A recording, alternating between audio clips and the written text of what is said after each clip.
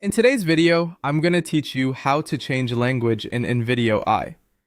By the end, you'll know how to set the language before generating a video, update the voiceover, translate on-screen text, adjust subtitles, and where available, switch the app's interface language.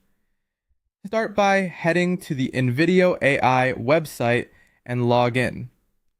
From your dashboard, select Create Video. In the prompt box, describe the video you want to make, your topic, audience, and any style notes. Before you generate anything, look for the language option on the creation screen. Pick the language you want the video to use, such as English, Filipino, or Spanish. If the option is present, choose a voice accent or style that suits your audience, for example, a regional accent or a more energetic delivery.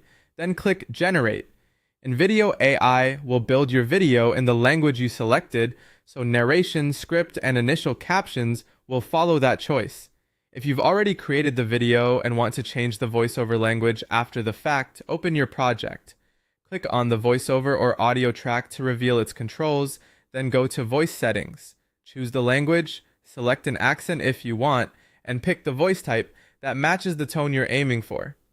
Apply the changes and give the system a moment to render. Preview the results so you can confirm pronunciation and pacing feel right. When your on-screen text is already in place and you need to switch languages, select each text element and edit it directly. You can translate manually or save time by using an AI prompt. For example, type, "Translate this video into Filipino." The AI will adjust the script and captions to that language. After translation, double-check text sizing and line breaks, since some languages take up more space. Make quick tweaks to keep everything readable and balanced in your layout. For subtitles and captions, go to the subtitles or captions section. Enable auto captions if they're not already on, choose your language, and apply. This will generate captions in the language you picked. It's a good idea to scan through a few lines to verify terminology, punctuation, and any brand-specific terms. Finally, if your version of the app supports it, you can change the website or app interface language.